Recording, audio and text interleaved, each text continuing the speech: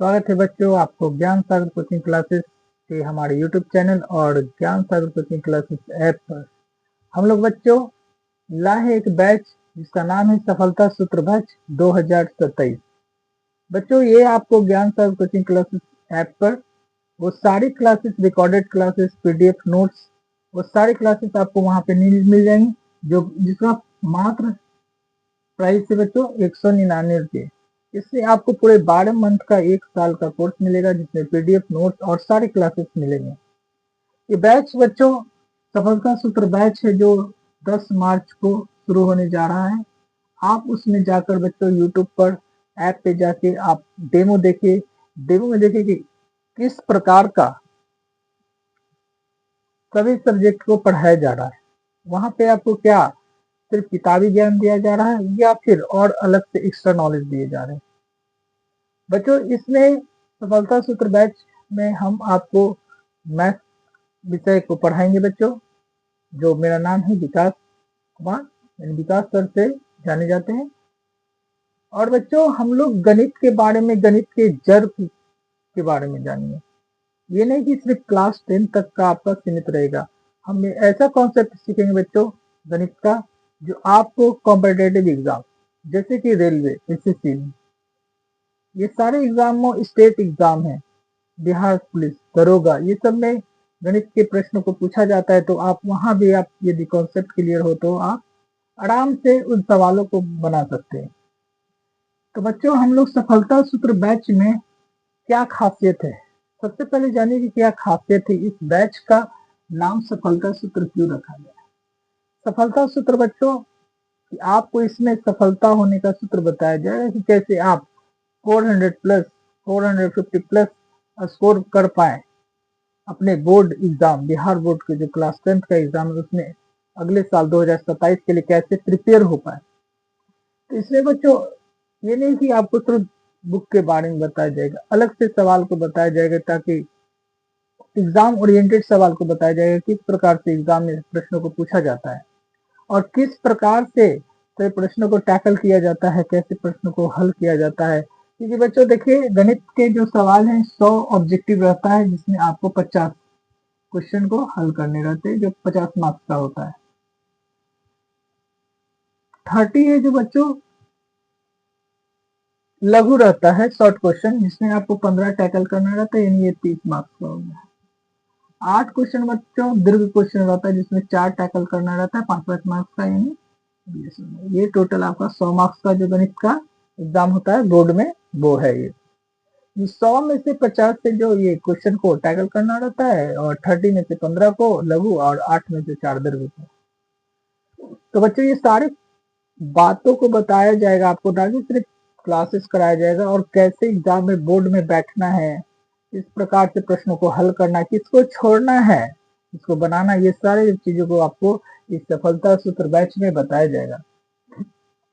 ये सारे सूत्रों को बताया जाएगा कैसे आप अपने एग्जाम में सफल हो, इसलिए इस बैच का नाम रखा गया बच्चों सफलता सूत्र बैच। तो बच्चों देखिए जो हम बैच लेकर आए हैं सफलता सूत्र बैच 2027, इसमें हम गणित के बारे में जानेंगे। और आप लोग जल्द से जल्द जाइए, ऐप पे जाइए, क्योंकि ये 10 मार्च से शुरू होने जा रहा है। इसमें जाके आप ज्ञान सागर कोचिंग क्लासेस ऐप पे जुड़िए, और यूट्यूब पे जाइए, वहां भी आप सब्सक्राइब करिए जीएससी ज्ञान सागर कोचिंग क्लासेस पे, और वहां से आप अपने दोस्तों को शेयर करें, सब्सक्राइब करें और जुड़े, ज्यादा से ज्यादा बच्चों को जुड़े, ताकि आपको अच्छे से अच्छे क्वालिटी का एजुकेशन को प्रोवाइड किया जाए। ये नहीं कि 4 सवाल लेके किताब का बना दिए, वैसा नहीं। आपको अच्छे सवाल को बनाया जाएगा, बताया जाएगा किस प्रकार से सवालों को हल करें, कॉन्सेप्ट बताया जाएगा कि कैसे इस सवाल का कॉन्सेप्ट क्या है। देखिए बच्चों तो चलते हैं, आज का थोड़ा सा बेसिक हम लोग देखेंगे। फर्स्ट क्लास है, एक प्रकार का डेमो क्लास है। तो आप लोग देखिए कि हम लोग पहले जानते गणित क्या है। आप देखे होंगे कि आप बचपन से पढ़ते आ रहे हैं, तो डायरेक्ट किताब खोलिए, एक्सरसाइज बनाइए, ये सब मतलब कि एक्सरसाइज बनाते चलिए कोर्स कंप्लीट हो गया। नहीं, ऐसा नहीं होना चाहिए। पहले आप जानिए कि जो भी विषय पढ़ रहे हैं, साइंस पढ़ रहे हैं, विज्ञान पढ़ रहे हैं, विज्ञान क्या है, विज्ञान में भौतिकी पढ़े तो भौतिकी क्या है, इसके जनक क्या है, इसका यूजेस क्या है। ये नहीं कि सिर्फ सवाल को बनाए जा रहे। देखिए कि आप देखिए जितने भी यूट्यूब चैनल है, क्लासेस है, सब क्या कर रहे हैं, सवाल को लाते एक्सरसाइज 1.1, 1.2, 1.3 ऐसे करके सवाल बनाए जा रहे हैं, धराधर बनाए जा रहे हैं। स्मार्ट बोर्ड है, टिक आउट करके पढ़ाए जा रहे हैं। यहाँ आपको बच्चों अभी व्हाइट बोर्ड पे बताया जाएगा, आप इससे फोकस रहिएगा व्हाइट बोर्ड पे, और हर विषय के बारे में, उसके बेसिक के बारे में, जड़ के बारे में बताया जाएगा। ये विषय है क्या, आखिर इसका यूजेस क्या है। तो बच्चों देखिए क्या है, हम लोग चलिए देखते हैं पहले क्या है। पहले गणित क्या है, क्योंकि हम लोग गणित पढ़ेंगे तो फर्स्ट क्लास में आपको बताने की कोशिश करें गणित क्या है। ये डेमो क्लास एक प्रकार का पार्ट 1 है, बाकी हम लोग एक्सरसाइज भी आएंगे। पहले चैप्टर वास्तविक संख्या है, तो ये आसान, बहुत आसान है, 10 मार्क्स का आता है, 12 मार्क्स का, तुरंत खत्म हो जाएगा, उसमें ज्यादा नहीं, एक्सरसाइज में कोई प्रॉब्लम नहीं है। पहले हम लोग कोई भी चैप्टर पढ़ेंगे तो उसका कॉन्सेप्ट जानेंगे बच्चों, कॉन्सेप्ट सारे समझने के बाद तब हम एक्सरसाइज पे आएंगे, और भी जो सवाल है वो आपको पीडीएफ के माध्यम से ऐप पे प्रोवाइड कर दिया जाएगा, जहां से आप प्रैक्टिस कर सकते हैं, टेस्ट सीरीज ज्वाइन कर सकते हैं। तो देखिए बच्चों गणित क्या है, आखिर क्या है गणित, आप लोग भी बताइए कमेंट करके कि गणित क्या है। तो गणित एक प्रकार का विज्ञान है बच्चों, जिसमें हम लोग संख्याओं, आकृतियों, माप और तर्क का अध्ययन करते हैं। गणित क्या है बच्चों, एक प्रकार का विज्ञान ही है। क्या है गणित, एक प्रकार का विज्ञान है। देखिए कि आपको विज्ञान में बिना गणित का विज्ञान होगा, फिजिक्स का सवाल है, केमिस्ट्री का सवाल है, कहाँ से होगा बिना गणित का। ये मतलब मान के चलिए कि आप साइंस के लिए टूल्स का काम करता है, तो क्या है, परिभाषा क्या हो जाएगा, गणित वह विज्ञान है जिसमें संख्याओं, आकृतियों, माप और तर्क। देखिए आकृति, तरह तरह का आकृति का अध्ययन करते हैं, बेलन, शंकु, घन, घनाभ, संख्या के बारे में 1 से 9 तक, बड़े संख्या के बारे में, और तर्क के बारे में अध्ययन करते हैं, उसी को हम लोग गणित कहते हैं। तो आप लोग इसे नोट करिएगा अच्छे से बच्चे, इसको नोट्स बनाइएगा, तो आपको हमेशा काम है बच्चों। देखिए ये है बेसिक है, बेसिक चीजें आप गेन करते जाइए, सीखते जाइए। देखिए क्या है गणित, क्या है गणित, वह विज्ञान है जिसमें संख्याओं, आकृति, माप, तर्क का अध्ययन करते हैं। ठीक है, आसान सा परिभाषा है, संख्याओं का अध्ययन करते हैं इसमें बच्चों, एक प्रकार का विज्ञान ही है। अब देखिए गणित का जनक, विश्व में गणित का जनक किसे कहा जाता है बच्चों, आर्किमिडीज का, आर्किमिडीज को कहा जाता है। विश्व में गणित का जनक किसे कहा जाता है बच्चों, आर्किमिडीज को कहा जाता है। ये सब बातें आपको कोई नहीं बताएगा बच्चों, ये गणित का जनक कौन है, भारत में गणित का महान जनक कौन है, ये सब बच्चों आपको नहीं, सिर्फ चैप्टर निकालेगा सब यूट्यूब पे और बताने ले आए, या ऐप पे भी आप देखिए बहुत सारे है, मतलब ऐप है जो आपको ये सब मतलब एक्सरसाइज बताते रहेंगे। तो यहाँ पे आप देखिए आपको सारा चीज, बेसिक चीजें बताई जाएंगे। गणित का जनक विश्व में क्या है बच्चों, आर्किमिडीज को माना जाता है विश्व में गणित का जनक। अब देखिए भारत में आप लोग सुने हैं किन्हीं का नाम, भारत में एक हमारे बहुत महान गणितज्ञ है, आर्यभट्ट को माना जाता है। भारत के हमारे जो महान गणितज्ञ क्या है, आर्यभट्ट है। आर्यभट्ट हमारे बिहार के ही, आपको पता होगा तरेगना के पास है उनका।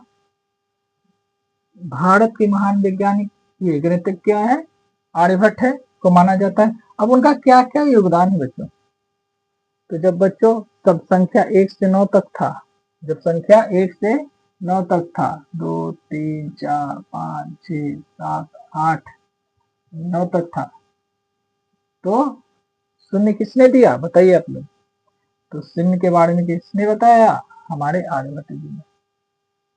तो देखिए आर्यभट्ट का योगदान क्या है बच्चों, शून्य के बारे में इन्होंने बताया। फिर बच्चों इनका क्या और क्या योगदान है, पाई का मान निकालने के लिए बताया इन्होंने ही, क्या पाई का मान निकालने के 3.14 के बारे में, पाई के मान के बारे में बताया। इन्हें खगोल और गणित में महत्वपूर्ण खोज की, बहुत सारी इन्होंने खगोल और गणित में बहुत सारे खोज इनका महत्वपूर्ण है। तो बच्चों देखिए हम लोग क्या क्या सीख रहे, आज नया चीज सीखने को मिला यहाँ पे आप पहले तो आप गणित के बारे में जाने, आप बचपन से पढ़ते आ रहे हैं, गणित गणित गणित पढ़ रहे हो, लेकिन आज आप लोगों ने जाना होगा गणित क्या है, एक प्रकार का विज्ञान है। इसमें संख्याओं का, आकृतियों का, माप का, तर्क का अध्ययन करते हैं। और आपने ये पहली बार सुना होगा कि गणित का, जिसमें गणित का जनक किन्हें कहा जाता है, आर्किमिडीज के बारे में आप सुना होगा। भारत में महान गणितज्ञ आर्यभट्ट है, इन्होंने जीरो के बारे में बताया, पाई के बारे में बताया, फिर और खगोल और गणित में भी इनका बहुत महत्वपूर्ण योगदान रहा है। तो बच्चों अब देखिए क्या है, अब संख्या के बारे में चलिए देखते हैं। संख्या के बारे में, संख्या क्या है बच्चों, एक प्रकार का चिन्ह है।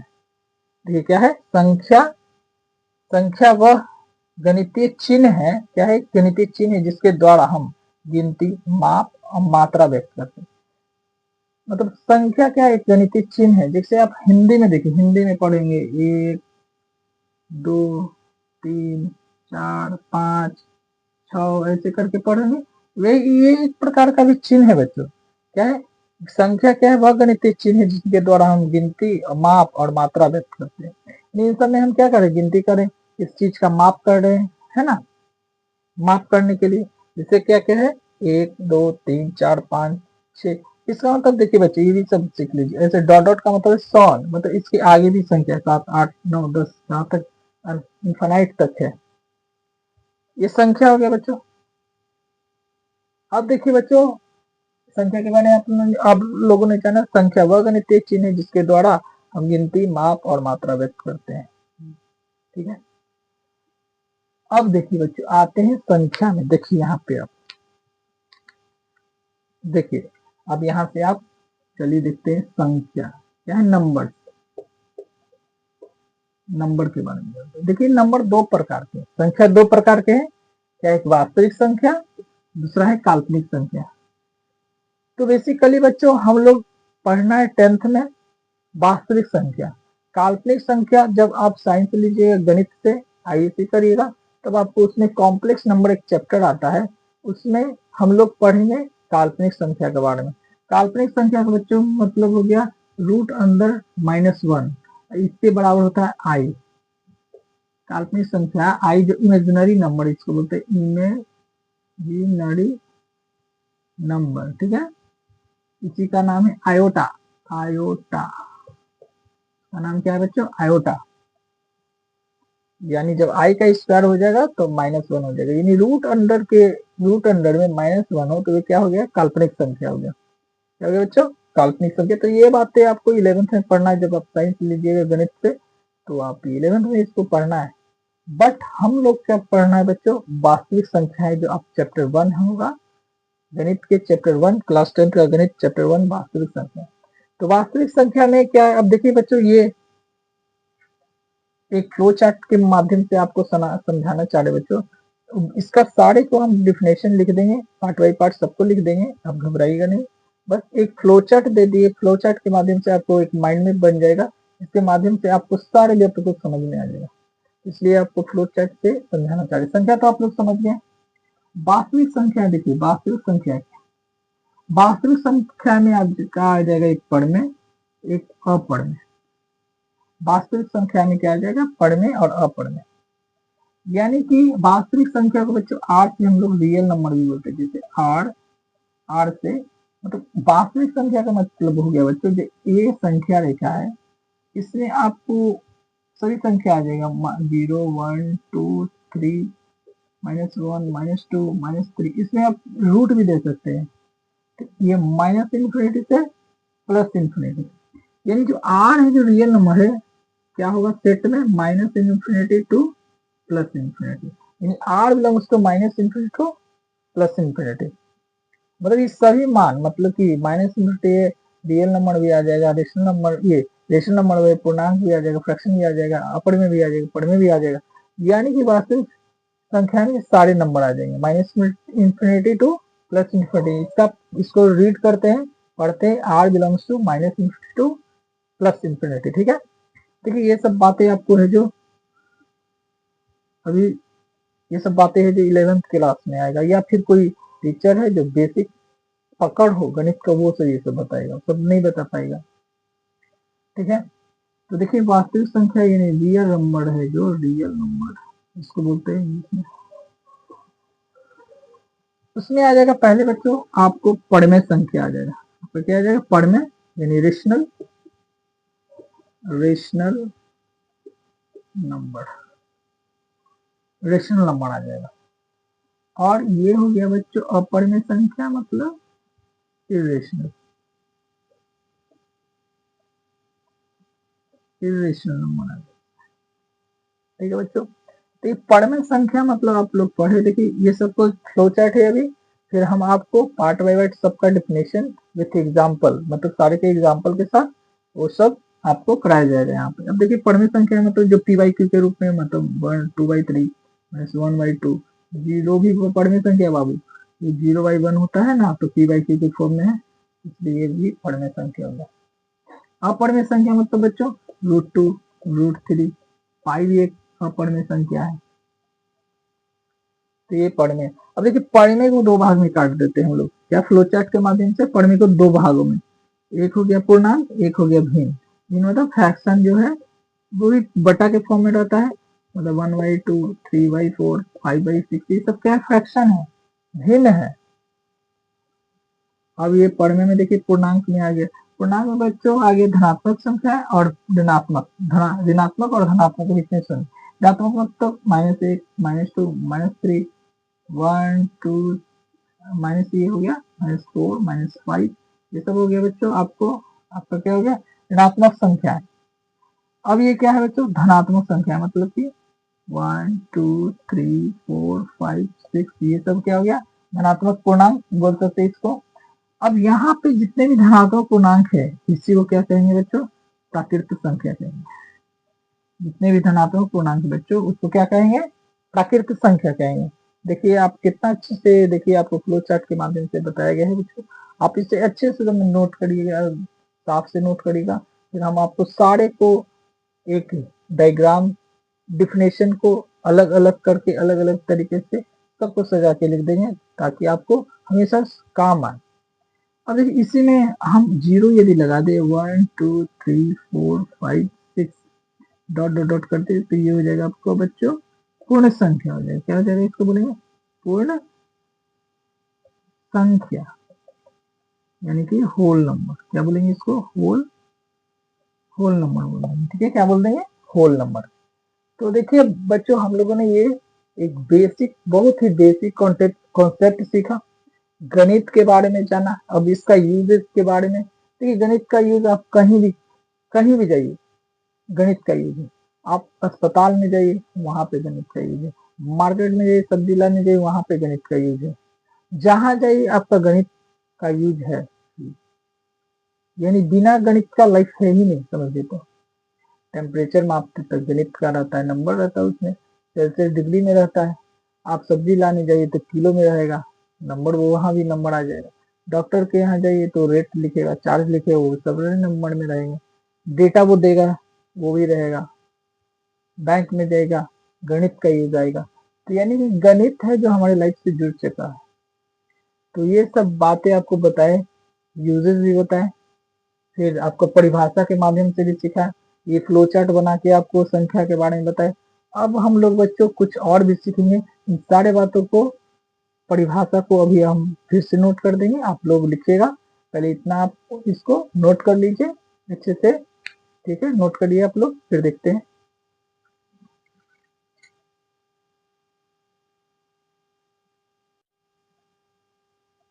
देखिए बच्चों हम लोगों ने देखा बेसिक कॉन्सेप्ट, देखा गणित के बारे में, गणित क्या है, गणित के जनक कौन है, और फिर हम लोगों ने संख्याओं का फ्लो चार्ट देखा।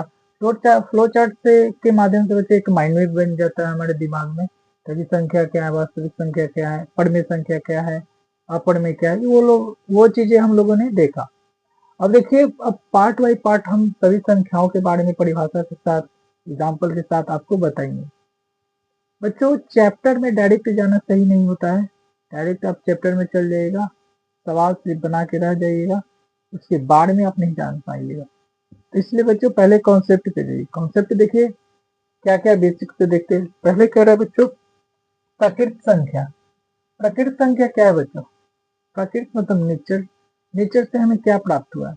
नेचर से बच्चों हमें एक पेड़, एक पहाड़, एक पौधा, एक आदमी, सब जिसको हम गिनती कर सकते हैं, यानी एक से शुरू किए, है ना? जैसे एक पहाड़ हो गया, पहले एक पहाड़ देखा होगा कोई, फिर एक पौधा देखा होगा, एक पेड़ देखा होगा, फिर एक आदमी आया होगा, क्या हो गया? एक, दो, तीन, तीन चीजें हो गया।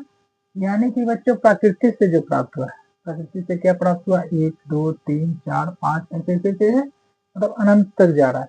यानी परिभाषा क्या हो जाएगा बच्चों? जो संख्याएं गिनती करने के लिए प्रयोग की जाती है, यानी हम लोग गिनती करते हैं, एक पेड़, दो पेड़, तीन पेड़, एक पहाड़, दो पहाड़, तीन पहाड़, एक आदमी, दो आदमी, चार आदमी, है ना? थोड़ी आधा आदमी, आधा पेड़ से थोड़े। तो जो संख्या गिनती करने के लिए प्रयोग की जाती है उसे प्रकृत संख्या कहते हैं। जैसे एक, दो, तीन, चार, पांच, ये सारे क्या है? गिनती की संख्या है, इसलिए हम इसे क्या कहेंगे बच्चों? प्रकृत संख्या। पूर्ण संख्या बच्चों, पूर्ण संख्या होल नंबर, इसे इंग्लिश में बोलते हैं होल नंबर, ठीक है? यानी प्रकृति संख्या, संख्याएं के साथ जब जीरो को मिलाकर जो संख्या बनती है, यानी जितने प्राकृतिक संख्या एक से शुरू हुआ उसके साथ जीरो को इंक्लूड कर दिया जाए, शामिल कर लिया जाए। जब जीरो को शामिल कर ले हम लोग कर लेंगे तो वो क्या बन जाएगा आपको बच्चों? पूर्ण संख्या, यानी 0, 1, 2, 3, 4। यानी पूर्ण संख्या कहाँ से शुरू होगा बच्चों? जीरो से। कहाँ से शुरू होगा? जीरो से, ठीक है बच्चों? अब पूर्णांक है, पूर्णांक है बच्चों वे संख्या जिनके धनात्मक संख्या और ऋणात्मक संख्या और शून्य को भी शामिल किया जाता है। धनात्मक संख्या, ऋणात्मक और शून्य को भी शामिल किया जाता है, उसको पूर्णांक कहते हैं, ठीक है बच्चों? अब देखिए ये सारे सवाल जो है एग्जाम में पूछे जाते हैं, जो परिभाषा देखने को परिभाषा है लेकिन ऑब्जेक्टिव में से पूछ लेता है। और ये सारी चीजें को आपको जब मैथ पढ़िएगा तो आपको ये चीजें पता चलेगा कि प्रकृत संख्या कहाँ पे लगेगा, पूर्ण संख्या कहाँ पे लगेगा, अभाज्य संख्या कहाँ पे ये दे जाएगा। इसलिए बच्चों आपको एक पार्ट बाई पार्ट डिफिनेशन सारे को लिखा कर एग्जाम्पल के साथ आपको बताया जा रहा है। देखिए अभाज्य संख्या, जिन संख्याओं के दो से अधिक गुणनखंड, जिन संख्याओं के दो से अधिक गुणनखंड ना हो, है ना, दो हो सिर्फ, देखिए जिन संख्याओं के दो से अधिक गुणनखंड ना हो, यहाँ पे ना हो, ऐसे लगा दीजिए, ना हो,